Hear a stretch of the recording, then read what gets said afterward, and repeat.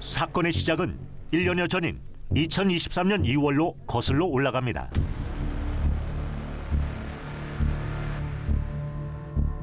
동거하던 남녀가 오픈 채팅방에서 알게 된 미혼모로부터 생후 7일 된 여자아이를 불법 입양했는데,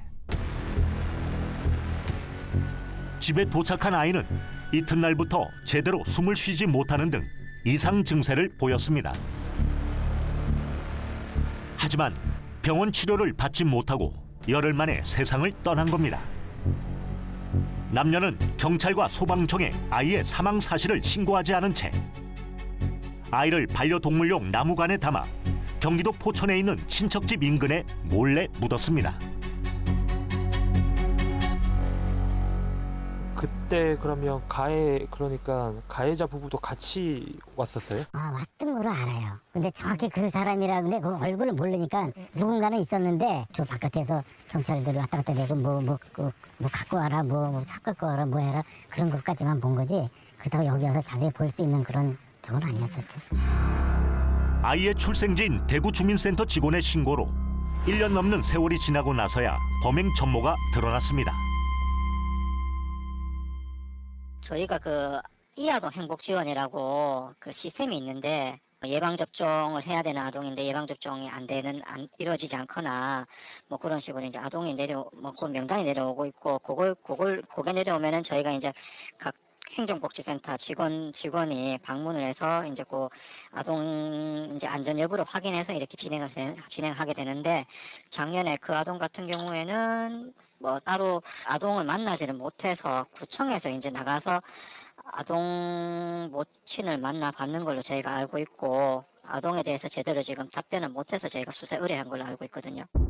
암매장 직후 친모도 딸의 사망 소식을 전해 들었지만 아무런 조치를 취하지 않았는데, 시신이 발견될 때까지 1,000만 원 가까운 아동수당 등을 받아 챙긴 걸로 드러났습니다.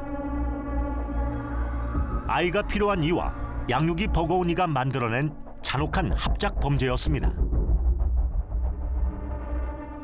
돈으로 아이를 팔고 사는 불법 입양.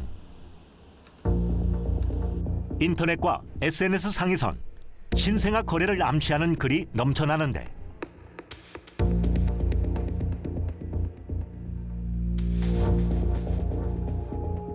오랜 난임 치료로 너무 지쳤다며 차라리 입양하고 싶다는 내용의 글에 신생아 아이를 구한다며 대놓고 거래 의사를 밝히는 글까지 있었습니다. 그런데 입양문의 글마다 공통적으로 달린 의문의 댓글. 동일한 인터넷 연결 주소가 달려 있는데 링크를 눌러보니 SNS 단체 대화방으로 연결됩니다. 자신을 출산한 지 한 달도 채 안 됐다고 소개한 익명의 여성. 형편이 어려워 아이를 키울 수 없어 고민 중이라 했습니다. 만남을 요구하자 다른 부부에게서도 문의가 왔다며 시간을 끌더니 다른 곳을 알아보라며 잠적해버렸습니다. 대면은 이루어지지 않았지만 인터넷상에서 불법 입양 관련 얘기가 실제로 오가는 것은 확인할 수 있었는데,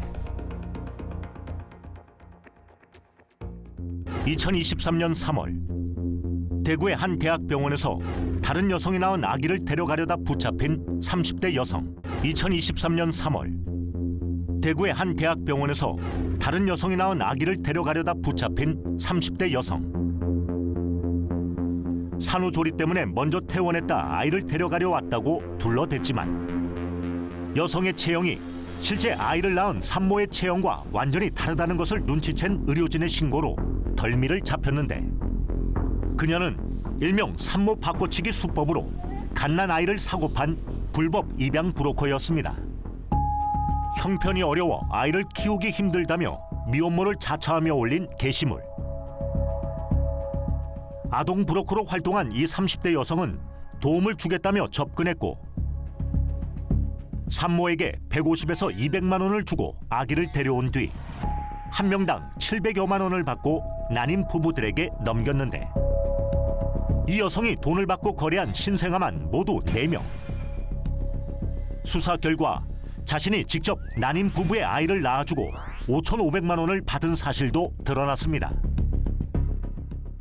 최근에 뭐 여러 가지 뉴스에도 보도됐지만 불법 아기 매매라든가 아니면 대리부 문제라든가 이전에 비해서는 그 전에 없던 현상이었기 때문에 어느 정도 공감대를 이제 막 이루기 시작하는 단계가 아닌가 싶고요.